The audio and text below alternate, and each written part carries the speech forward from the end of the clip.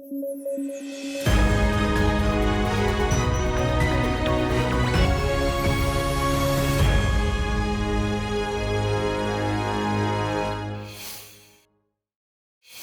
जुलाई को स्वतंत्रता संग्राम सेनानी बाल गंगाधर तिलक की जयंती मनाई गई। इस मौके पर देश के नेताओं ने उन्हें श्रद्धांजलि दी। उनका जन्म 23 जुलाई 1856 को महाराष्ट्र के रत्नागिरी में हुआ था। लाला लाजपत राय, बाल गंगाधर तिलक और विपिन चंद्र पाल को लाल बाल पाल के नाम से जाना जाता था।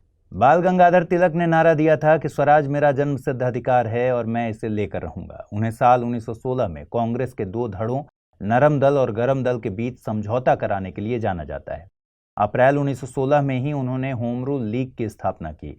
गौरतलब है कि होम रूल लीग की स्थापना की योजना मूल तौर पर एनी बेसेंट की थी, जहां बाल गंगाधर तिलक की होम रूल लीग का कार्यक्षेत्र कर्नाटक, महाराष्ट्र, मध्य प्रांत और बरार था, वहीं शेष भारत एनी बेसेंट के कार्यक्षेत्र में था। वे पहले ऐसे राष्ट्रवादी नेता माने जाते हैं जिन्होंने जनता से नजदीक का संबंध बनाने का प्रयास किया। इस मामले में वे महात्मा गांधी के अग्रगामी थे। उन्होंने दक्कन एजुकेशन सोसाइटी की स्थापना भी की थी। ब्रिटिश लेखक वैलेंटाइन शिरोल ने उन्हें भारतीय असंतोष का जनक कहा था। उन्होंने केसरी और मराठा जैसे अखबारों की शुरुआत की। उनकी प्रमुख पुस्तकों में the Arctic home in the Vedas शामिल है। उन्होंने स्वतंत्रता आंदोलन में एकता लाने के लिए प्रतीक के तौर पर गणेश और शिवाजी उत्सव को बड़े स्तर पर मनाना शुरू किया। ब्रिटिश सरकार ने उन पर सेडिशन के चार्जेस लगाए, जिसके लिए उन्हें वर्तमान म्यांमार की मांडले जेल में 6 साल की सजा काटनी पड़ी थी। यहीं पर उन्होंने अपनी पुस्तक गीता रहस्य लिखी थी। ग्रीस के आइलैंड रोड्स में वाइल्ड फायर के चलते पर्यटकों और स्थानीय निवासियों को वहां से बाहर निकाला गया है। ग्रीस अथॉरिटीज के मुताबिक ये वहां हुए अब तक के इवैक्यूएशन यानी निकासी में सबसे बड़ा ऑपरेशन है। अभी तक हासिल खबर के मुताबिक कोई कैजुअल्टी दर्ज नहीं की गई है। ग्रीस यूरोप का दक्षिणतम देश है। इसका आधिकारिक नाम हेलेनिक रिपब्लिक है। ग्रीस की तटरेखा यूरोप में सबसे लंबी है। ग्रीस के पूर्व में एजियन सी, पश्चिम में आयोनियन सी और दक्षिण में भूमध्य सागर स्थित है। ये देश अपनी स्थलीय सीमा अल्बानिया, बुल्गारिया, तुर्की और नॉर्थ मकदूनिया से साझा करता है। माउंट ओलंपस ग्रीस का सबसे ऊंचा पर्वत है। प्राचीन ग्रीस के लोग इसे होम ऑफ गॉड्स की संज्ञा देते थे। ग्रीस की संसद को विली कहते हैं। संसद में 300 सदस्यों वाला एक ही सदन है। ग्रीस साल 1981 से यूरोपियन यूनियन का हिस्सा है। ग्रीस अपने प्राचीन दार्शनिक प्लेटो, सुकरात, अरस्तु और पाइथागोरस के लिए प्रसिद्ध है। पश्चिम में ग्रीस को लोकतंत्र की जन्मभूमि के तौर पर जानते हैं। ग्रीक्स को ओलंपिक गेम्स और थिएटर के आविष्कार के लिए भी जाना जाता है। भारत और ग्रीस के कूटनीतिक रिश्ते साल 1950 से हैं। दोनों ही देश यूएन रिफॉर्म और साइप्रस के मुद्दे पर एक राय रखते हैं। आइए आगे बढ़ें, उसके पहले आप सबके लिए जरूरी सूचना। स्टडी IQIS हिंदी की टीम P2I यानी प्रीलिम्स टू इंटरव्यू बैच शुरू कर चुकी है। नए बैच की शुरुआत 22 जुलाई 2023 से शाम को 6 बजे हो चुकी है। ये बैच हिंदी के अलावा इंग्लिश और इंग्लिश तीनों भाषाओं में एक ही समय पर शुरू किया जा रहा है। बैच में एडमिशन लेने की लास्ट डेट 31 जुलाई 2023 है। कोर्स की सबसे बड़ी खासियत है कि प्रीलिम्स क्लियर करने वाले स्टूडेंट्स के लिए स्टडी IQ की तरफ से निःशुल्क आवासीय सुविधा उपलब्ध कराई जाएगी। इस दौरान आपके मेंस की पूरी तैयारी कराई जाएगी। साथ ही इंटरव्यू में डैफ का 1-to-1 एनालिसिस भी इस कोर्स में शामिल है। कोर्स में डिस्काउंट हासिल करने के लिए आपको अमृत लाइव कोड यूज करना है। इससे ये कोर्स आपको केवल 29,999 रुपए में हासिल हो सकेगा। कोर्स के संबंध में ज्यादा जानकारी के लिए डिस्क्रिप्शन बॉक्स में दिए गए लिंक पर क्लिक कर लीजिए।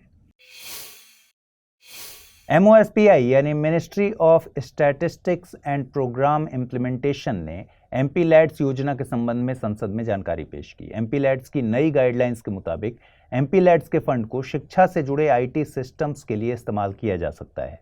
MPLADS यानी members of parliament local area development scheme को लागू करने की जिम्मेदारी MOSPI के members of parliament local area development division के पास है। योजना के तहत सांसदों को हर साल 5 करोड़ रुपए की राशि आवंटित की जाती है। इस फंड के उपयोग में सांसद अपनी पसंद के कार्यों के लिए सिफारिश कर सकते हैं। लोकसभा सांसद अपने संसदीय क्षेत्र में जिला प्राधिकरण को खर्च की सलाह देते हैं। वहीं राज्यसभा सांसदों द्वारा इस राशि के प्रयोग की सलाह उस राज्य में दी जाती है जहां से वे चुने गए हैं। वहीं राज्यसभा और लोकसभा के मनोनीत सांसद पूरे देश भर में कहीं भी कार्य की सिफारिश कर सकते हैं। राजस्थान असेंबली ने Rajasthan platform based gig workers registration and welfare bill पारित किया है। ये बिल गिग वर्कर्स के कुछ अधिकारों को सुनिश्चित करने की बात करता है। इनमें सामाजिक सुरक्षाओं तक पहुंच, राज्य में रजिस्टर्ड होना और शिकायतों को सुना जाना जैसे अधिकार शामिल हैं। बिल में गिग वर्कर्स वेलफेयर बोर्ड के गठन की बात कही गई है। इसके अलावा एग्रीगेटर्स को गिग वर्कर्स के कल्याण के लिए फी भी चुकानी होगी। अगर एग्रीगेटर्स ऐसा करने में फेल होते हैं तो 12% सालाना ब्याज की दर से पेनाल्टी चुकानी होगी।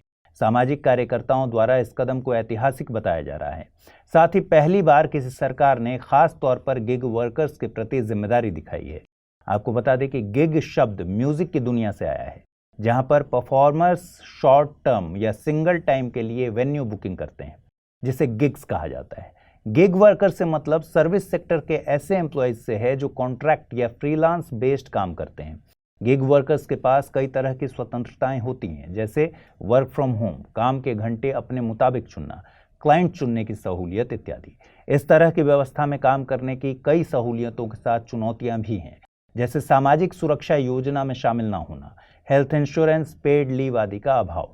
बीते वक्त में जोमेटो, स्विगी, ओला जैसे प्लेटफॉर्म से जुड़े गिग वर्कर्स की कई समस्याएं सामने आई। तब से ही इनके लिए विशेष कानून की मांग की जा रही है।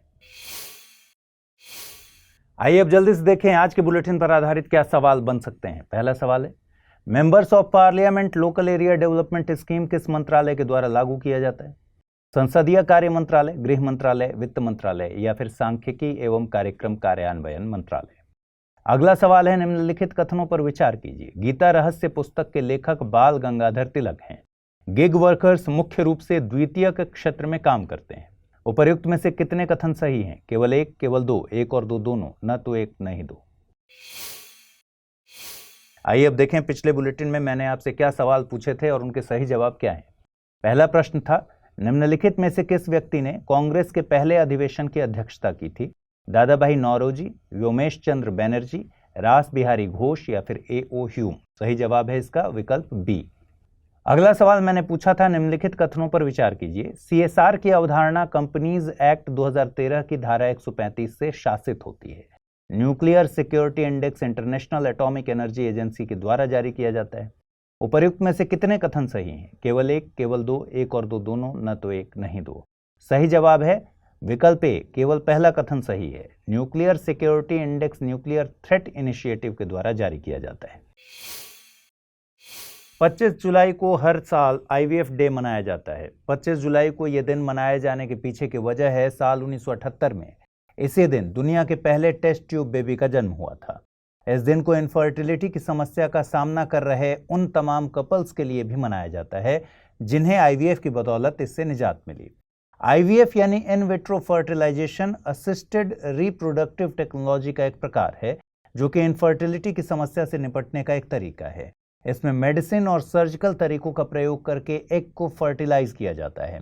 साथ ही फर्टिलाइज एग को यूट्रस में इम्प्लांट किया जाता है।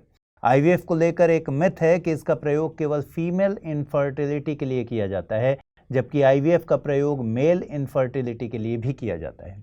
इनफर्टिलिटी रिप्रोडक्टिव सिस्टम्स की एक ऐसी स्थिति है जिसमें प्राकृतिक तरीके से चाइल्ड को कंसीव नहीं किया जा सकता। आपको बता दें कि भारत में फर्टिलिटी रेट में लगातार गिरावट देखने को मिल रही है।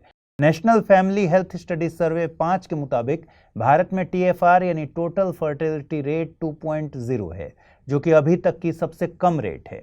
अर्नस्ट एंड यंग की एक रिपोर्ट के मुताबिक भारत में 27.5 मिलियन मैरिज कपल इनफर्टिलिटी से प्रभावित हैं। यह आंकड़ा कुल मैरिड कपल्स का 10 से 15% है। विशेषज्ञों के मुताबिक मोटापा और डायबिटीज कपल्स में इनफर्टिलिटी को बढ़ा रहे हैं। मोटापे के चलते महिलाओं का मेंस्ट्रुअल साइकिल प्रभावित होता है, जिससे इनफर्टिलिटी की समस्या होती है। वहीं पुरुषों में मोटापा लो स्पर्म काउंट के लिए जिम्मेदार है। WTO के 13वें मंत्री स्तरीय सम्मेलन के अध्यक्ष UAE के मिनिस्टर फॉर फॉरेन ट्रेड थानी अल जायदी को नियुक्त किया गया है। WTO का 13वां मंत्री स्तरीय सम्मेलन फरवरी 2024 में अबू धाबी में आयोजित किया जाएगा। इस सम्मेलन में WTO के 164 देशों के प्रतिनिधि शामिल होंगे। ये मंत्री स्तरीय सम्मेलन WTO की top level decision making body है, जो आमतौर पर हर 2 साल में एक बार मिलती है। WTO देशों के बीच व्यापार के नियमों में डील करने वाली एकमात्र अंतर्राष्ट्रीय संस्था है। इसका मकसद वस्तुओं और सेवाओं के उत्पादकों, निर्यातकों और आयातकों के बीच व्यापार को सुगम बनाना है। स्विट्जरलैंड के जिनेवा में स्थित ये संस्था 1 जनवरी 1995 को अस्तित्व में आई थी। इसका गठन उरुग्वे राउंड की वार्ता से हुआ था। इसके 164 सदस्य देश हैं जो कि वैश्विक व्यापार में 98% की हिस्सेदारी रखते हैं। इसके डायरेक्टर जनरल नागोंजी ओकोंजो इवेला हैं। आइए आगे बढ़ें, उससे पहले आप सबके लिए एक ज़रूरी सूचना को दोहरा दें कि स्टडी IQ IAS हिंदी की टीम P2I यानी प्रीलिम्स टू इंटरव्यू बैच लेकर आई है। नए बैच की शुरुआत 22 जुलाई 2023 से शाम को 6 बजे हो चुकी है। बैच इंग्लिश, हिंदी और इंग्लिश तीनों भाषाओं में एक ही समय पर शुरू किया गया है। बैच में एडमिशन लेने के लिए लास्ट डेट 31 जुलाई 2023 है। कोर्स की सबसे बड़ी खासियत है प्रीलिम्स क्लियर करने वाले स्टूडेंट्स के लिए स्टडी IQ की तरफ से निःशुल्क आवासीय सुविधा उपलब्ध कराई जाएगी। इस दौरान आपके मेंस की पूरी तैयारी कराई जाएगी। कोर्स में डिस्काउंट हासिल करने के लिए आपको एक कोड यूज करना होगा, अमृत लाइव। इसके बाद आपको ये कोर्स 29,999 रुपये में हासिल हो सकेगा। ज्यादा जानकारी के लिए डिस्क्रिप्शन बॉक्स में दिए गए लिंक पर क्लिक कर सकते हैं। मणिपुर में चल रहा विद्रोह थमने का नाम नहीं ले रहा। ऐसे में जम्मू कश्मीर में भी विरोध के स्वर सुनाई देने लगे। दरअसल जम्मू कश्मीर में गुज्जर और बकरवाल समुदाय के लोगों ने विरोध प्रदर्शन की धमकी दी है। केंद्र सरकार 3 बिल लेकर आई है जिनमें पहाड़ी, गद्दा ब्राह्मण और कोली समुदाय को जम्मू कश्मीर में अनुसूचित जनजाति का दर्जा देने की बात की गई है। इसके अलावा वाल्मीकि समुदाय को अनुसूचित जाति का दर्जा देने की बात कही गई है। गृह मंत्री अमित शाह ने पीर पंजाल वैली में एक रैली के दौरान पहाड़ी समुदाय को ST की लिस्ट में शामिल करने की बात कही थी। पीर पंजाल वैली गुज्जर और बकरवाल समुदायों का भी रिहायशी इलाका है। उन्हें J&K में पहले से ST का दर्जा हासिल है। गुज्जर और बकरवाल एक नोमैडिक ट्राइब यानी खानाबदोश समूह है। गुज्जर बकरवाल समुदाय ने संविधान में जनजातियों के हितों के लिए किए गए प्रावधानों को संरक्षित करने की बात कही है। संविधान में जनजातियों के संरक्षण के लिए NCST यानी राष्ट्रीय अनुसूचित जनजाति आयोग का प्रावधान किया गया है। आपको बता दें कि NCST एक संवैधानिक निकाय है। इसका गठन संविधान के अनुच्छेद 338A के जरिए किया गया है। इस अनुच्छेद को संविधान में 89वें संशोधन अधिनियम 2003 से जोड़ा गया था। इजराइल सरकार जुडिशियल रिफॉर्म्स को लेकर एक बिल लेकर आई है। इस बिल ने इजराइल के सुप्रीम कोर्ट की शक्तियों को बहुत हद तक सीमित कर दिया है। सरकार के मंत्रियों द्वारा लिए गए डिसीजन को सुप्रीम कोर्ट द्वारा उलटने की शक्ति को पूरी तरह खत्म कर दिया गया है। इजराइल में सुप्रीम कोर्ट के जजेस के पास लीगल स्टैंडर्ड ऑफ रीजनेबलनेस के जरिए विधि निर्माताओं द्वारा लिए गए निर्णयों को बदलने की शक्ति थी। लीगल स्टैंडर्ड ऑफ रीजनेबलनेस का प्रयोग ऑस्ट्रेलिया, ब्रिटेन और कनाडा समेत कई देशों में किया जाता है। इस अवधारणा में अदालत किसी निर्णय को अनुचित मानती है जब अदालत को लगता है कि यह निर्णय सभी कारकों को उचित महत्व दिए बिना या फिर गैर जरूरी कारकों को अधिक महत्व देते हुए लिया गया है। आपको बता दें कि पश्चिम एशिया में स्थित इजराइल भूमध्य सागर के पूर्वी तट पर स्थित है। यूरोपियन देश इजराइल के लिए मिडिल ईस्ट कंट्री शब्द का इस्तेमाल करते हैं। इजराइल इकलौता देश है जहां पर बहुसंख्यक यहूदी जनसंख्या पाई जाती है।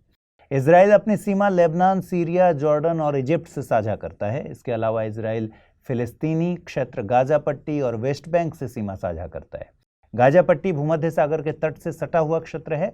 गोलन हाइट्स इजराइल और सीरिया के बीच विवादित क्षेत्र है। 1981 में इजराइल ने इस पर अपना कब्जा जमा लिया था। हालांकि इजराइल के इस दावे को अंतर्राष्ट्रीय मान्यता नहीं मिली है। तो आज बुलेटिन खत्म करने के पहले एक नए सेगमेंट की शुरुआत हम कर रहे हैं जिसका नाम है रैपिड न्यूज़। रैपिड न्यूज़ में आज दिन भर की कुछ ऐसी खबरों को शामिल किया गया है जो आपके लिए बहुत ज़रूरी हैं और बहुत संक्षेप में है। तो आइए सुन लेते हैं। प्रधानमंत्री नरेंद्र मोदी 27 जुलाई को गुजरात के पहले ग्रीनफील्ड एयरपोर्ट का शुभारंभ करेंगे। ये एयरपोर्ट गुजरात के नज़दीक हीरासर में स्थापित किया जाएगा। ग्रीनफील्ड से मतलब ऐसे प्रोजेक्ट से है जहां पर पहले से कोई अवसंरचना मौजूद ना हो। सोशल मीडिया प्लेटफॉर्म ट्विटर ने अपना लोगो ब्लू बर्ड से बदलकर एक्स कर दिया है। गौरतलब है कि ट्विटर का मालिकाना हक एलन मस्क के पास आने के बाद से इसमें कई तरह के बदलाव किए गए हैं। ब्लू टिक पर फी और पोस्ट रीडिंग सीमित करना जैसे कई बदलाव इसमें अहम है। ट्विटर सैन फ्रांसिस्को स्थित एक सोशल मीडिया कंपनी है। इसका गठन साल 2006 में जैक डॉर्सी, नोग्लास बेजस्टोन और एवान विलियम्स के द्वारा किया गया था। सात्विक साईराज और चिराग शेट्टी ने कोरिया ओपन बैडमिंटन में पुरुष युगल का खिताब जीत लिया है। इस जोड़ी ने इंडोनेशिया के फजर अल्फियान और मोहम्मद रियान को हराया है। मणिपुर में हुई हिंसा के बाद 0 एफआईआर के कई मामले दर्ज किए गए हैं। 0 एफआईआर से मतलब है जब किसी कथित अपराध के लिए एफआईआर उस पुलिस स्टेशन में दर्ज कराई जाए जो क्षेत्र उसके जुरिस्डिक्शन में नहीं आता। इस एफआईआर के लिए पुलिस स्टेशन कोई रेगुलर नंबर नहीं जारी करता, उसे संबंधित पुलिस स्टेशन को ट्रांसफर कर दिया जाता है। प्रधानमंत्री नरेंद्र मोदी सेमिकॉन इंडिया 2023 का शुभारंभ करेंगे। ये एग्जीबिशन 28 जुलाई से शुरू होकर 30 जुलाई तक रहेगी। गुजरात के गांधीनगर में आयोजित हो रही इस एग्जीबिशन का मकसद सेमीकंडक्टर के प्रोसेस के बारे में सूचना देना और इस क्षेत्र में होने वाली प्रगति को बताना है। तो आइए जल्दी से देखते हैं आज के बुलेटिन पर आधारित क्या प्रश्न बन सकते हैं। पहला सवाल है, हाल ही में किस देश में लीगल स्टैंडर्ड ऑफ रीजनेबलनेस की अवधारणा को समाप्त करने के लिए बिल लाया गया है? ऑस्ट्रेलिया, इजराइल, यूएसए या फिर कनाडा? अगला सवाल है, निम्नलिखित कथनों पर विचार कीजिए। WTO का 13वां मंत्रिस्तरीय सम्मेलन अबू धाबी में आयोजित किया जाएगा। WTO देशों के बीच व्यापार के नियमों में डील करने वाली एकमात्र अंतर्राष्ट्रीय संस्था है। उपर्युक्त में से कितने कथन सही हैं? केवल एक, केवल दो, एक और दो दोनों, न तो एक न ही दो। आइए जल्दी से देखें पिछले बुलेटिन पर आधारित क्या प्रश्न मैंने आपसे पूछे थे और उनके सही जवाब क्या हैं। पहला प्रश्न था, members of parliament local area development scheme किस मंत्रालय के द्वारा लागू की जाती है? संसदीय कार्य मंत्रालय, गृह मंत्रालय, वित्त मंत्रालय या फिर सांख्यिकी एवं कार्यक्रम कार्यान्वयन मंत्रालय? सही जवाब है इसका विकल्प डी। अगला प्रश्न मैंने पूछा था, निम्नलिखित कथनों पर विचार कीजिए। गीता रहस्य पुस्तक के लेखक बाल गंगाधर तिलक हैं। गिग वर्कर्स मुख्य रूप से द्वितीयक क्षेत्र में काम करते हैं। उपर्युक्त में से कितने कथन सही हैं? केवल एक, केवल दो, एक और दो दोनों, न तो एक न ही दो। सही जवाब है इसका विकल्प ए, यानी केवल पहला कथन सही है। गिग वर्कर्स मुख्य रूप से तृतीयक क्षेत्र में काम करते हैं। 26 जुलाई को कारगिल दिवस के तौर पर मनाया जाता है। इस दिन देश कारगिल वॉर में शहीद हुए और वीरता से लड़े अपने सैनिकों को याद करता है। कारगिल वॉर साल 1999 में भारत और पाकिस्तान के बीच हुआ था। इंडियन आर्मी ने इस दौरान ऑपरेशन विजय चलाया था, जिससे कारगिल में स्थित टाइगर हिल को रिकैप्चर किया जा सके। कारगिल की लड़ाई 16,000 फीट की ऊंचाई पर लड़ी गई। इस दौरान भारतीय वायुसेना द्वारा ऑपरेशन सफेद सागर चलाया गया था। उस वक्त भारत में अटल बिहारी वाजपेयी प्रधानमंत्री थे। पाकिस्तान के तत्कालीन प्रधानमंत्री नवाज शरीफ थे। पाकिस्तान ने फरवरी 1999 में हुए लाहौर डिक्लेरेशन को तोड़ा था। 14 जुलाई को तत्कालीन प्राइम मिनिस्टर अटल बिहारी वाजपेयी ने ऑपरेशन विजय को सफल घोषित किया था। 26 जुलाई को कारगिल वॉर को आधिकारिक तौर पर समाप्त करने की घोषणा की गई थी। आपको बता दें कि 31 अक्टूबर 2019 को लद्दाख के संघ शासित प्रदेश बनने के बाद कारगिल अब लद्दाख का एक जिला है। लोकसभा ने multi state cooperative societies bill 2022 पारित कर दिया है। ये बिल लोकसभा में दिसंबर 2022 में पेश किया गया था, जिसे बाद में जेपीसी यानी ज्वाइंट पार्लियामेंट्री कमेटी को भेजा गया था। जेपीसी ने अपनी रिपोर्ट मार्च 2023 में सौंपी थी। इसके बाद जुलाई 2023 में लोकसभा ने बिल पारित कर दिया है। ये bill multi state cooperative societies act 2002 को संशोधित करता है। ये बिल कोऑपरेटिव इलेक्शन अथॉरिटी के गठन की बात करता है, जो कि मल्टी स्टेट कोऑपरेटिव सोसाइटीज के बोर्ड्स के चुनावों को आयोजित और सुपरवाइज कराने के लिए जिम्मेदार होंगे। मल्टी स्टेट कोऑपरेटिव सोसाइटी को शेयर रिडेम्पशन करने से पहले सरकार की इजाजत लेनी होगी। साथ ही cooperative rehabilitation, reconstruction and development fund के गठन की बात कही गई है। ये fund sick multi state cooperative society को रिवाइव करने के लिए इस्तेमाल होगा। इस फंड की फाइनेंसिंग लाभ में चल रही मल्टी स्टेट कोऑपरेटिव सोसाइटी के द्वारा की जाएगी। सहकारी समितियां संविधान की 7वीं अनुसूची की राज्य सूची में 32वें नंबर का विषय हैं। 97वें संविधान संशोधन अधिनियम 2011 के जरिए साल 2012 में सहकारी समितियों को संवैधानिक संरक्षण दिया गया। यह संविधान संशोधन अधिनियम 15 फरवरी 2012 को लागू हुआ था। इस अधिनियम के जरिए संविधान में 3 प्रमुख बदलाव हुए। पहला बदलाव है सहकारी समितियां बनाने के अधिकार को मौलिक अधिकार बनाया गया। इसके जरिए अनुच्छेद 19(1)(c) में सहकारी समितियां शब्द जोड़ा गया। दूसरा, संविधान के नीति निदेशक तत्वों में अनुच्छेद 43(b) जोड़ा गया। इस अनुच्छेद के मुताबिक राज्य सहकारी समितियों के स्वैच्छिक गठन, स्वायत्त कामकाज, लोकतांत्रिक नियंत्रण और पेशेवर प्रबंधन को बढ़ावा देने का प्रयास करेगा। तीसरे बदलाव में संविधान में भाग 9(b) जोड़ा गया। इस भाग को सहकारी समितियां नाम दिया गया। इसमें 243(zh) से लेकर 243(zt) तक के अनुच्छेद शामिल हैं। बहरहाल जुलाई 2021 में सुप्रीम कोर्ट ने भाग 9(b) के एक हिस्से को रद्द कर दिया था। कोर्ट के फैसले के मुताबिक अब भाग 9B उन्हीं मल्टी स्टेट कोऑपरेटिव सोसाइटीज पर लागू होगा जो एक से अधिक राज्यों और संघ शासित प्रदेशों में काम करती हैं। कोर्ट ने माना कि अब एक ही राज्य में काम करने वाली सहकारी समितियों पर भाग 9B के प्रावधान लागू नहीं होंगे, क्योंकि पहले से राज्य सूची में शामिल होने के कारण ये राज्यों का अनन्य अधिकार है कि वे इन्हें शासित करने के लिए अपने कानून बनाएं। स्टडी IQ IAS हिंदी की टीम P2I यानी प्रीलिम्स टू इंटरव्यू बैच लेकर आई है। नए बैच की शुरुआत 22 जुलाई 2023 से शाम को 6 बजे हो चुकी है। बैच इंग्लिश, हिंदी और इंग्लिश तीनों भाषाओं में एक ही समय पर शुरू किया गया है। बैच में एडमिशन लेने के लिए लास्ट डेट 31 जुलाई 2023 है। कोर्स की सबसे बड़ी खासियत है प्रीलिम्स क्लियर करने वाले स्टूडेंट्स के लिए स्टडी IQ की तरफ से निःशुल्क आवासीय सुविधा उपलब्ध कराई जाएगी। इस दौरान आपके मेंस की पूरी तैयारी कराई जाएगी।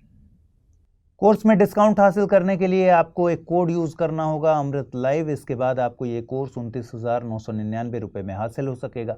ज्यादा जानकारी के लिए डिस्क्रिप्शन बॉक्स में दिए गए लिंक पर क्लिक कर सकते हैं। लोकसभा में आज सरकार के खिलाफ अविश्वास प्रस्ताव लाया गया था। दरअसल विपक्षी दल मणिपुर मामले में प्रधानमंत्री का सदन में बयान चाहते हैं। लोकसभा स्पीकर ओम बिरला ने सदन में अविश्वास प्रस्ताव को स्वीकार किया। हम जानेंगे इसमें कि अविश्वास प्रस्ताव क्या है। संसदीय लोकतंत्र में कोई सरकार तभी सत्ता में रह सकती है जब वह प्रत्यक्ष तौर पर चुने गए सदन में बहुमत में हो। संविधान के अनुच्छेद 75(3) के मुताबिक मंत्रिपरिषद सामूहिक रूप से लोकसभा के प्रति उत्तरदायी होती है। इस सामूहिक जिम्मेदारी की टेस्टिंग के लिए लोकसभा के नियमों में जिस मैकेनिज्म की बात की गई है उसे अविश्वास प्रस्ताव कहते हैं। लोकसभा का कोई भी सांसद जिसे 50 सांसदों का समर्थन हासिल हो किसी भी वक्त पर मंत्रिपरिषद के खिलाफ अविश्वास प्रस्ताव ला सकता है। प्रस्ताव पर डिस्कशन के बाद वोटिंग कराई जाती है। अगर ये प्रस्ताव पारित हो जाता है तो सरकार को इस्तीफा देना होता है। आपको बता दें कि अविश्वास प्रस्ताव केवल लोकसभा में लाया जा सकता है। वर्तमान सरकार के पास लोकसभा में 332 सांसदों का समर्थन है। ऐसे में अविश्वास प्रस्ताव पारित हो ऐसी संभावना बहुत कम है। 26 जुलाई को हर साल international day for the conservation of the mangrove ecosystem मनाया जाता है। इस दिन का मकसद मैंग्रोव इकोसिस्टम के संरक्षण के बारे में जागरूकता फैलाना है। मैंग्रोव इकोसिस्टम एक विशेष, यूनिक और सुभेद्य इकोसिस्टम है। मैंग्रोव छोटे पेड़ या झाड़ियां होते हैं जो समुद्र तट के किनारे उगते हैं। इनकी जड़ें सॉल्टी सेडिमेंट्स या फिर समुद्री पानी के अंदर होती हैं। ये एक्सट्रीम वेदर कंडीशंस यानी चरम मौसम की स्थिति में सर्वाइव कर सकते हैं। इन्हें कम ऑक्सीजन लेवल की ज़रूरत होती है, लेकिन ये निम्न तापमान पर सर्वाइव नहीं कर सकते। इसलिए आमतौर पर ये उष्णकटिबंधीय क्षेत्रों में पाए जाते हैं। कोस्टल डिफेंस में भी ये अहम भूमिका निभाते हैं। दरअसल इनकी व्यापक तौर पर फैली जड़ें समुद्री तूफानों और ज्वार भाटा के दौरान उखड़ती नहीं हैं। ग्लोबल मैंग्रोव अलायंस के मुताबिक मैंग्रोव को काटने पर कार्बन पर्यावरण में उत्सर्जित होता है। इसलिए कार्बन उत्सर्जन को कम करने में इनका महत्वपूर्ण रोल है और इन्हें संरक्षण करना जरूरी है। मैंग्रोव वृक्ष की प्राकृतिक मौत के बाद ये कार्बन को मिट्टी में स्टोर कर देते हैं, जिसे ब्लू कार्बन कहा जाता है। चलिए, जैसा कि आप जानते हैं कि हमने कल से एक नए सेगमेंट की शुरुआत की है, जिस सेगमेंट का नाम है रैपिड न्यूज़। ये आपके लिए बहुत ही यूज़फुल होने वाला है, क्योंकि कई बार ऐसे स्टेटमेंट से आपके एग्जाम में सवाल आ सकते हैं। तो आइए रैपिड न्यूज़ पर नज़र डालते हैं। एस फांगनॉन कोन्याक राज्यसभा की कार्यवाही का संचालन करने वाली नागालैंड की पहली महिला सांसद बन गई हैं। इससे पहले वे राज्यसभा में उपाध्यक्षों के पैनल में नियुक्त होने वाली पहली महिला सांसद बनने का रिकॉर्ड कायम कर चुकी हैं। प्रधानमंत्री नरेंद्र मोदी ने 26 जुलाई को राष्ट्र को IECC यानी इंटरनेशनल एग्जीबिशन कम कन्वेंशन सेंटर समर्पित किया। IECC की स्थापना प्रगति मैदान नई दिल्ली में की गई है। इस विश्व स्तरीय अवसंरचना का मकसद मीटिंग्स, कॉन्फ्रेंसेज और एग्जीबिशन की मेजबानी करना है। यूनिफॉर्म सिविल कोड की चर्चा के बाद से हिंदू अविभाजित परिवार के टैक्स बेनिफिट पर पड़ने वाले प्रभाव को लेकर सवाल उठ रहे थे। इस पर वित्त मंत्रालय ने संसद में जवाब दिया है। वित्त वर्ष 2022-23 में तकरीबन 8.76 लाख हिंदू अविभाजित परिवार टैक्स भरते हैं। अभी तक UCC के तहत इन पर क्या असर होगा, इसका असेसमेंट नहीं किया गया है। गृह मंत्री अमित शाह 27 जुलाई को अमृत महोत्सव के तहत मेरा गांव मेरी धरोहर पहल लॉन्च करेंगे। देश भर के लिए शुरू की जा रही ये पहल संस्कृति मंत्रालय के national mission on cultural mapping के तहत शुरू की जा रही है। PLFS यानी पीरियोडिक लेबर फोर्स सर्वे के मुताबिक जुलाई 2021 से लेकर जून 2022 के बीच बेरोजगारी दर 4.1% रही। PLFS को सांख्यिकी एवं कार्यक्रम कार्यान्वयन मंत्रालय के नेशनल सैंपल सर्वे ऑफिस के द्वारा जारी किया जाता है। आइए अब जल्दी से देखें आज के बुलेटिन पर आधारित क्या प्रश्न बन सकते हैं। पहला सवाल है, अनुच्छेद 43B में प्रावधान है निःशुल्क विधिक सहायता का प्रावधान, समान काम के लिए समान वेतन का प्रावधान, सहकारी समितियां या फिर पंचायती राज। अगला प्रश्न है, 2004 की सुनामी ने लोगों को यह महसूस कराया था कि मैंग्रोव तटीय आपदाओं के विरुद्ध विश्वसनीय सुरक्षा बाड़े का कार्य कर सकते हैं। मैंग्रोव सुरक्षा बाड़े के रूप में किस प्रकार कार्य करते हैं? मैंग्रोव अनूप होने से समुद्र और मानव बस्तियों के बीच एक ऐसा बड़ा क्षेत्र खड़ा हो जाता है जहां लोग न तो रहते हैं न जाते हैं। दूसरा, मैंग्रोव भोजन और औषधि दोनों प्रदान करते हैं जिनकी प्राकृतिक आपदा के बाद लोगों को जरूरत पड़ती है। तीसरा, मैंग्रोव के वृक्ष घने वितान के लंबे वृक्ष होते हैं जो चक्रवात और सुनामी के समय उत्तम सुरक्षा प्रदान करते हैं। और चौथा, मैंग्रोव के वृक्ष अपनी सघन जड़ों के कारण तूफान और ज्वार भाटे से नहीं उखड़ते। आइए अब देखें पिछले बुलेटिन में मैंने आपसे क्या सवाल पूछे थे और उनके सही जवाब क्या हैं। पहला सवाल था, हाल ही में किस देश में लीगल स्टैंडर्ड ऑफ रीजनेबलनेस की अवधारणा को समाप्त करने के लिए बिल लाया गया है? ऑप्शंस थे ऑस्ट्रेलिया, इजराइल, USA या फिर कनाडा। सही जवाब है विकल्प बी यानी इजराइल। अगला सवाल था, निम्नलिखित कथनों पर विचार कीजिए। WTO का 13वां मंत्री स्तरीय सम्मेलन अबू धाबी में आयोजित किया जाएगा। WTO देशों के बीच व्यापार के नियमों में डील करने वाली एकमात्र अंतर्राष्ट्रीय संस्था है। कितने कथन सही हैं? केवल एक, केवल दो, एक और दो, दोनों, न तो एक न ही दो। सही जवाब है विकल्प सी यानी दोनों कथन सही हैं। प्रधानमंत्री नरेंद्र मोदी ने 1,25,000 किसान समृद्धि केंद्र राष्ट्र को समर्पित किए। प्रधानमंत्री ने शुभारंभ राजस्थान के सीकर से किया। ये केंद्र कृषि संबंधी सभी जरूरतों के लिए वन स्टॉप शॉप का काम करेंगे। दरअसल भारत सरकार गांव, ब्लॉक और जिला के स्तर पर मौजूद फर्टिलाइजर रिटेल शॉप्स को मॉडल फर्टिलाइजर शॉप्स में तब्दील कर रही है। इन्हें ही प्रधानमंत्री किसान समृद्धि केंद्र नाम दिया जाएगा।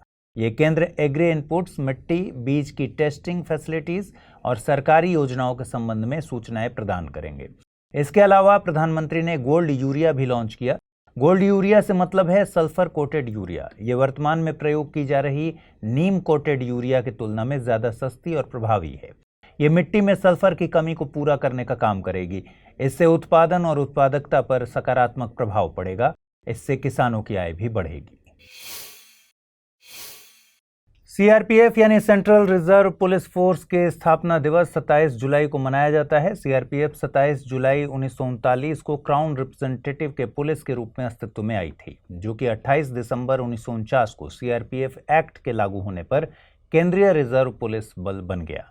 CRPF को तत्कालीन प्रिंसली स्टेट्स में चल रहे विद्रोह और राजनीतिक असंतोष के चलते गठित किया गया था।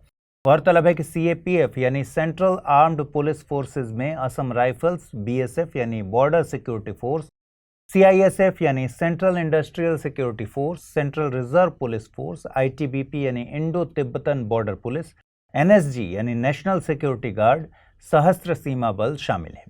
CRPF का ध्येय है कि वह संविधान को सर्वोपरि बनाए रखते हुए प्रभावशाली और दक्षतापूर्ण तरीके से विधि व्यवस्था, लोक व्यवस्था और आंतरिक सुरक्षा को कायम रखने में सरकार को समर्थ बनाए, जिससे राष्ट्रीय अखंडता अक्षुण्ण बनी रहे और सामाजिक सौहार्द तथा विकास का मार्ग प्रशस्त हो। चलिए आगे बढ़ें, उससे पहले आप सबके लिए जरूरी सूचना। स्टडी IQIS हिंदी की टीम P2I यानी प्रीलिम्स टू इंटरव्यू बैच लेकर आई है। नए बैच की शुरुआत 22 जुलाई 2023 से शाम को 6 बजे हो चुकी है।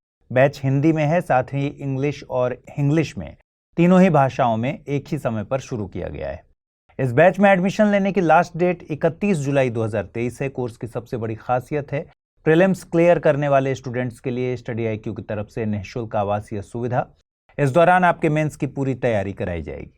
साथ ही इंटरव्यू में डेफ का 1-to-1 एनालिसिस किया जाएगा। कोर्स में डिस्काउंट हासिल करने के लिए आपको अमृत लाइव कोड यूज करना है। इससे ये कोर्स आपको केवल 29,999 रुपए में हासिल हो सकेगा। कोर्स के संबंध में ज्यादा जानकारी के लिए डिस्क्रिप्शन बॉक्स में दिए गए लिंक पर क्लिक कर लीजिए। केंद्र सरकार ने सुप्रीम कोर्ट में एक हलफनामा दायर किया है, जिसके मुताबिक ट्रांसजेंडर व्यक्ति वर्तमान मौजूद 50% रिजर्वेशन में किसी का भी लाभ उठा सकते हैं। यहाँ पर 4 तरह के रिजर्वेशन की बात की जा रही है। इसमें SC यानी अनुसूचित जाति, ST यानी अनुसूचित जनजाति, SC BC यानी सामाजिक और शैक्षणिक तौर पर पिछड़े लोग और EWS यानी आर्थिक तौर पर कमजोर वर्ग को मिला रिजर्वेशन शामिल है। ट्रांसजेंडर व्यक्ति मौजूदा आरक्षण में से किसी एक कैटेगरी का लाभ ले सकते हैं। हालांकि ट्रांसजेंडर पर्सन्स के लिए एक अलग कैटेगरी के तौर पर रिजर्वेशन मेंशन नहीं किया गया है।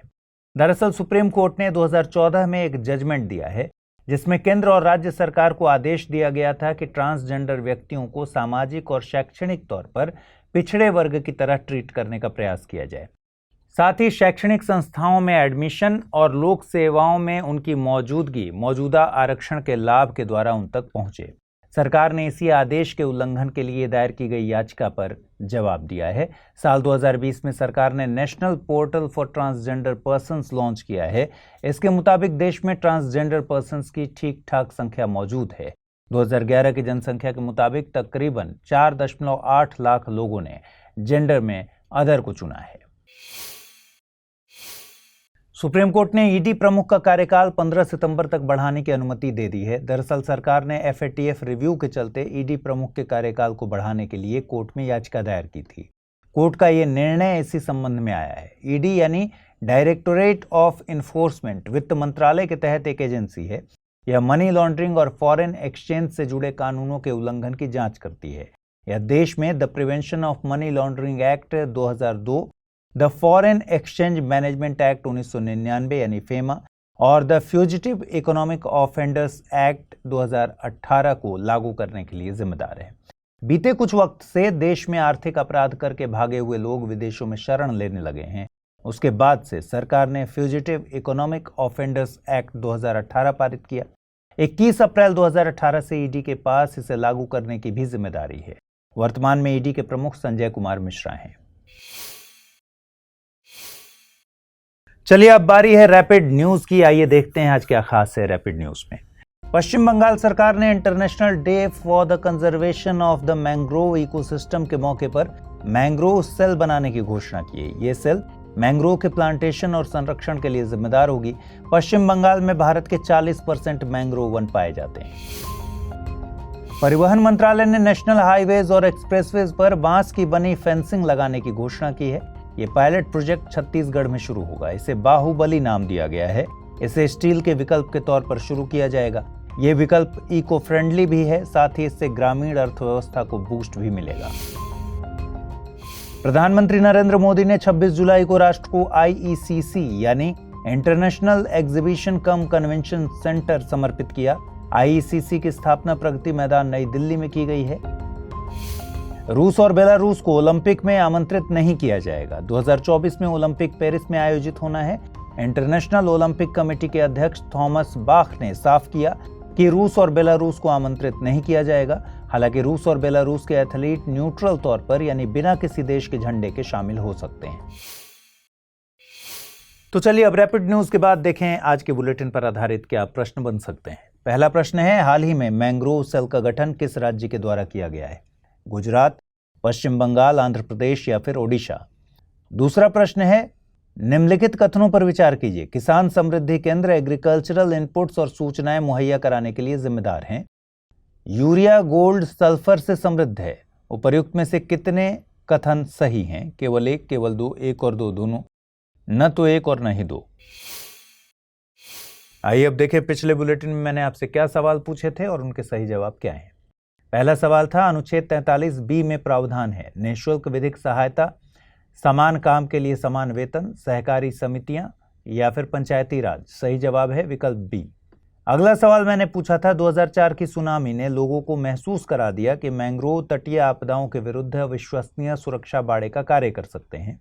मैंग्रोव सुरक्षा बाड़े के रूप में किस प्रकार कार्य करते हैं? पहला ऑप्शन था, मैंग्रोव अनूप होने से समुद्र और मानव बस्तियों के बीच एक ऐसा बड़ा क्षेत्र खड़ा हो जाता है जहां लोग न तो रहते हैं न जाते हैं। दूसरा, मैंग्रोव भोजन और औषधि दोनों प्रदान करते हैं जिनकी प्राकृतिक आपदा के बाद लोगों को जरूरत पड़ती है। तीसरा, मैंग्रोव के वृक्ष घने वितान के लंबे वृक्ष होते हैं जो चक्रवात और सुनामी के समय उत्तम सुरक्षा प्रदान करते हैं। और चौथा, मैंग्रोव के वृक्ष अपनी सघन जड़ों के कारण तूफान और ज्वार भाटे से नहीं उखड़ते। इस प्रश्न का सही जवाब है विकल्प डी। 28 जुलाई को हर साल विश्व हेपेटाइटिस दिवस मनाया जाता है। साल 2023 की theme one life one liver रखी गई है। हेपेटाइटिस का मतलब है लिवर का इन्फ्लेमेशन। लिवर शरीर का अहम अंग है जो कि पोषक तत्वों को संसाधित करता है, ब्लड को फिल्टर करता है और संक्रमण से लड़ता है। ज्यादा मात्रा में अल्कोहल, टॉक्सिन्स, कुछ दवाओं और कुछ मेडिकल कंडीशंस के चलते हेपेटाइटिस हो सकता है। आमतौर पर यह वायरस से होने वाला इन्फेक्शन है। ये वायरस 5 तरह के होते हैं, A, B, C, D और E। इसमें हेपेटाइटिस A और B दोनों के लिए वैक्सीन मौजूद है, लेकिन C के लिए नहीं है। हेपेटाइटिस D के लिए भी वैक्सीन मौजूद नहीं है, लेकिन ये उन्हीं लोगों को होता है जो हेपेटाइटिस B से जूझ रहे होते हैं। हेपेटाइटिस D को डेल्टा हेपेटाइटिस भी कहा जाता है। आपको बता दें कि भारत सरकार ने 28 जुलाई 2018 को national viral hepatitis control programme launch किया था। यह वायरल हेपेटाइटिस के प्रिवेंशन और कंट्रोल के मकसद से लाया गया था। SDG 3.3 में वायरल हेपेटाइटिस को साल 2030 तक खत्म करने का लक्ष्य रखा गया है। जम्मू कश्मीर में national convention on Sufism, bridge between communities आयोजित की गई। इस कॉन्फ्रेंस को JNK के लेफ्टिनेंट गवर्नर मनोज सिन्हा ने संबोधित किया। उन्होंने जम्मू कश्मीर की परंपराओं पर सूफीवाद के प्रभाव को अहम बताया। उन्होंने माना कि सूफीवाद जीवन की एक शैली है जो कि सांप्रदायिक सौहार्द, प्रेम और शांति के मूल्यों को बढ़ावा देने का काम करती है। दरअसल इस्लाम की आरंभिक शताब्दियों में खिलाफत के बढ़ते विषय के विरुद्ध कुछ लोगों का झुकाव रहस्यवाद और वैराग्य की तरफ हुआ। इन्हें सूफी कहा गया। इन लोगों ने रूढ़िवादी परिभाषाओं और धर्माचार्यों द्वारा की गई कुरान की बौद्धिक व्याख्या की आलोचना की। इन्होंने मुक्ति के लिए ईश्वर की भक्ति और उनके आदेशों के पालन पर बल दिया। सूफियों ने कुरान की व्याख्या अपने निजी अनुभवों के आधार पर की। 11वीं शताब्दी तक सूफीवाद एक पूर्ण विकसित आंदोलन बन गया, जिसका सूफी और कुरान से जुड़ा अपना साहित्य था। 12वीं शताब्दी तक सूफी सिलसिलों का गठन होने लगा। सिलसिला का शाब्दिक अर्थ है जंजीर, जो शेख और मुरीद के बीच निरंतर रिश्ते को बताती है। इस्लामिक ग्रंथों में सूफीवाद के लिए तसव्वुफ शब्द का इस्तेमाल किया गया है। कुछ विद्वानों के मुताबिक सूफी शब्द सूफ से निकला है, जिसका अर्थ होता है ऊन। सूफ से मतलब उस खुरदुरे ऊनी कपड़े से है जिसे सूफी लोग पहनते हैं। चलिए आगे बढ़ें, उससे पहले आप सबके लिए जरूरी सूचना। स्टडी IQ IAS हिंदी की टीम P2I यानी प्रीलिम्स टू इंटरव्यू बैच लेकर आई है और नए बैच की शुरुआत 22 जुलाई 2023 को शाम को 6 बजे से हो चुकी है। बैच हिंदी के अलावा इंग्लिश और इंग्लिश तीनों भाषाओं में एक ही समय पर शुरू किया गया है। बैच में एडमिशन लेने की लास्ट डेट 31 जुलाई 2023 है। कोर्स की सबसे बड़ी खासियत यह है कि प्रीलिम्स क्लियर करने वाले स्टूडेंट्स के लिए स्टडी IQ की तरफ से निःशुल्क आवासीय और सुविधा उपलब्ध कराई जाएगी। इस दौरान आपके मेंस की पूरी तैयारी भी कराई जाएगी। साथ ही इंटरव्यू में डैफ का 1-to-1 एनालिसिस होगा। इस कोर्स में डिस्काउंट हासिल करने के लिए आपको अमृत लाइव कोड यूज करना है। इस कोड के इस्तेमाल से आपको ये कोर्स केवल 29,999 रुपये में हासिल होगा। कोर्स के संबंध में ज्यादा जानकारी के लिए डिस्क्रिप्शन बॉक्स में दिए लिंक पर क्लिक कर लीजिए। भारत सरकार और ADB यानी एशियन डेवलपमेंट बैंक के बीच $200 मिलियन के लिए एक समझौता हुआ है। इस लोन का प्रयोग राजस्थान में शहरी सुविधाओं को बढ़ाने के मकसद से किया जाएगा। लोन को राजस्थान के सेकेंडरी टाउन्स में जल आपूर्ति और स्वच्छता के लिए खर्च किया जाएगा। साथ ही राजस्थान के विनिर्माण उद्योगों के लिए जल आपूर्ति सुनिश्चित करने के लिए पब्लिक प्राइवेट पार्टनरशिप में एक स्पेशल पर्पस व्हीकल का भी गठन किया जाएगा। ADB की स्थापना एशिया प्रशांत क्षेत्र में आर्थिक विकास तथा सहयोग में तेजी लाने के लिए एक वित्तीय संस्थान के रूप में की गई थी। यह अपने सदस्यों एवं सहयोगियों को ऋण, तकनीकी सहायता, अनुदान और इक्विटी निवेश के जरिए आर्थिक एवं सामाजिक विकास को बढ़ावा देता है। ADB में वर्तमान में 68 सदस्य देश शामिल हैं। इनमें से 49 एशिया प्रशांत क्षेत्र से और 19 दुनिया के अन्य क्षेत्रों से हैं। इसका मुख्यालय फिलीपींस की मंडलियोंग सिटी में स्थित है। ADB का गठन 1966 में हुआ था। भारत ADB का सदस्य साल 1966 से ही है। भारत ADB का एक अहम भागीदार है। ADB Asian development outlook report भी जारी करती है। लद्दाख के पारकाचिक ग्लेशियर में 3 नई झीलें बनने की संभावना बन रही है। पारकाचिक ग्लेशियर लद्दाख हिमालय के सुरु नदी घाटी क्षेत्र में स्थित है। ये झीलें सब ग्लेशियल ओवर डीपनिंग की वजह से बन सकती हैं। सब ग्लेशियल ओवर डीपनिंग ग्लेशियर्स द्वारा अपर्दित किए गए बेसिन्स और वैलीज की विशेषता है। दरअसल Wadia institute of Himalayan geology ने हाल ही में एक शोध किया था, जिसमें दावा किया गया है कि पारकाचिक ग्लेशियर में कुछ मॉर्फोलॉजिकल और डायनेमिक चेंजेस देखे गए हैं। ये शोध एनल्स ऑफ ग्लेशियोलॉजी जर्नल में छपा हुआ है। Wadia institute of Himalayan geology Bharat के विज्ञान एवं प्रौद्योगिकी विभाग के तहत एक स्वायत्त संस्थान है। इस अध्ययन के लिए वैज्ञानिकों ने सैटेलाइट डेटा का प्रयोग किया था। शोध में बताया गया है कि 1971 से 2021 के बीच लगातार ग्लेशियर रिट्रीट हुआ है। ग्लेशियर रिट्रीट से मतलब है ग्लेशियर का पीछे हटना। सैटेलाइट इमेज से लग रहा है कि लगातार हो रही ग्लेशियर रिट्रीट के चलते यहाँ भविष्य में 3 झीलों का निर्माण हो सकता है। इस तरह बनी झील को प्रोग्लेशियल लेक कहा जाता है। आइए अब जल्दी से देखते हैं आज के रैपिड न्यूज में क्या है खास। प्रधानमंत्री नरेंद्र मोदी ने घोषणा की है कि नई दिल्ली में दुनिया का सबसे बड़ा म्यूजियम स्थापित किया जाएगा। म्यूजियम को युग युगीन भारत नाम दिया जाएगा। ये म्यूजियम भारत के 5000 सालों का इतिहास बताएगा। यूएसए ने आधिकारिक तौर पर यूनेस्को को ज्वाइन कर लिया है। इस मौके पर हुई फ्लैग होस्टिंग सेरेमनी में यूएसए की फर्स्ट लेडी जिल बाइडेन शामिल हुई। साल 2017 में यूएसए ने इजराइल के साथ हो रहे भेदभाव के आरोपों के चलते यूनेस्को को छोड़ने की बात कही थी। साल 2018 में यूएसए ने यूनेस्को को आधिकारिक तौर पर छोड़ दिया था। प्रधानमंत्री नरेंद्र मोदी ने गुजरात में सेमिकॉन इंडिया का शुभारंभ किया। इस पहल का मकसद भारत में सेमीकंडक्टर के क्षेत्र में निवेश को बढ़ावा देना है, साथ ही इस क्षेत्र में हुई प्रोग्रेस को दिखाना है। आइए अब जल्दी से देखें आज के बुलेटिन पर आधारित क्या सवाल बन सकते हैं। पहला सवाल है, पारकाचिक ग्लेशियर निम्नलिखित में से किस राज्य या केंद्र शासित प्रदेश में स्थित है? लद्दाख, जम्मू कश्मीर, उत्तराखंड या फिर हिमाचल प्रदेश? अगला सवाल है, निम्नलिखित कथनों पर विचार कीजिए। हेपेटाइटिस लीवर की सूजन से संबंधित है। यह वायरस से होने वाला रोग है। हेपेटाइटिस ए और बी दोनों के लिए वैक्सीन मौजूद है, लेकिन सी के लिए नहीं है। उपर्युक्त में से कितने कथन सही हैं? केवल 1, केवल 2, सभी 3 या फिर इनमें से कोई नहीं? आइए अब देखें पिछले बुलेटिन पर आधारित क्या प्रश्न पूछे गए थे और उनके सही जवाब क्या हैं। पहला सवाल पूछा गया था, हाल ही में मैंग्रोव सेल का गठन किस राज्य के द्वारा किया गया है? गुजरात, पश्चिम बंगाल, आंध्र प्रदेश, ओडिशा। सही जवाब है विकल्प बी यानी पश्चिम बंगाल। अगला सवाल पूछा था मैंने, निम्नलिखित कथनों पर विचार कीजिए। किसान समृद्धि केंद्र एग्रीकल्चरल इनपुट्स और सूचनाएं मुहैया कराने के लिए जिम्मेदार है। यूरिया गोल्ड सल्फर से समृद्ध है। उपर्युक्त में से कितने कथन सही हैं? केवल 1, केवल 2, 1 और 2 दोनों, न तो 1 न ही 2। सही जवाब है विकल्प सी यानी दोनों कथन सही हैं।